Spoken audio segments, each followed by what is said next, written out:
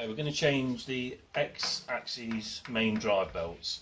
First thing we need to do is remove the belts from the motors. So by pressing this tension on the motors down, releasing the belt, just flick it off the main drive pulley. There's one. Put it out of the way, and the same with the other one.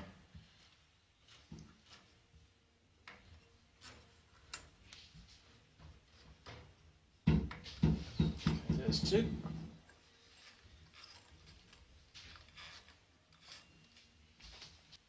With the belts removed, we need to move the Y-arm into a position where we can access these two screws on the front and the back of the coupling.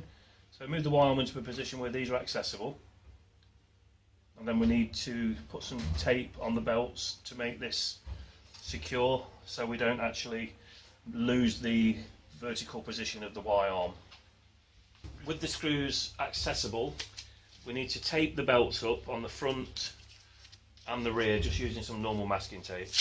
The reason we do this is again so we don't lose the position of this arm, so it's still nice and square once we put the new belts back. So make it nice and secure. I'm going to repeat that procedure on the back now. So with the belts removed, screws are accessible and the front and rear belts taped, so we've got no movement in this shaft now. Always a good thing to measure the distance of this coupling from the gearbox housing, just so you get it back in the same position. This one's 20mm, so just make a note of that and put it back in the same position. Next we're going to loosen the 4 screws on this coupling and remove it completely out of the way, separating the drive shaft.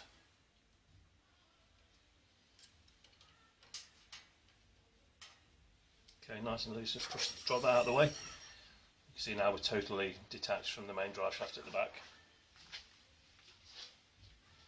Okay, next thing we need to do is loosen these 4 fixing bolts for this plate. Take them out completely.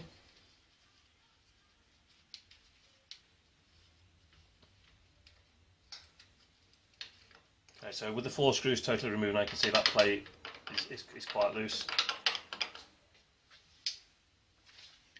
Okay, next thing we need to do is to remove the circlip from the shaft using some circlip pliers. Pull that away. Pull that out completely. Okay, so with the circlip removed now, we should be able to just quite easily pull this plate away.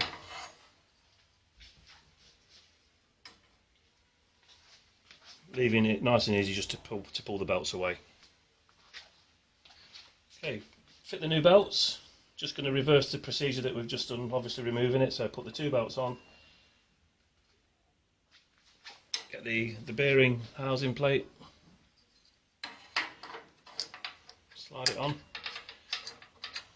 into place.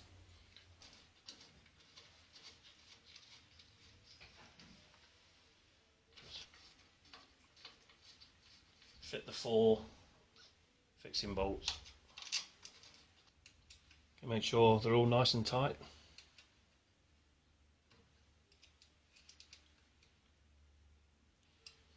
Okay. Right, the reason we tighten these 4 screws up first is so this plate's fitting nice and flush, and we can actually easily see the groove in the main shaft that this circlip needs to be fastened to. So now just get the circlip pliers,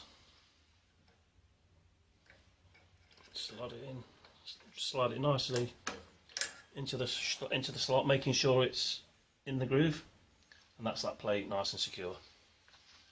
Okay, next thing to do is to refit the shaft with the sliding coupling. You can see that each shaft has got a flat on, so the first 2 screws in rotation fit onto the flats on the shaft. So if we can line those up. This is where it's important, where we measured the distance, so we're going to get back in exactly the same place. So 20mm from the edge of the housing to the edge of the coupling. Okay. So with that in position, tighten the front 2 up first.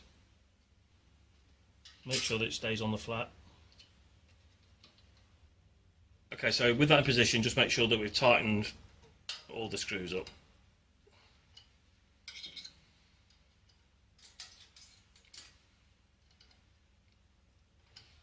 Okay, with the tape removed, all we need to do now is just replace the 2 belts. So slot it over the pulley. There's one. Second one.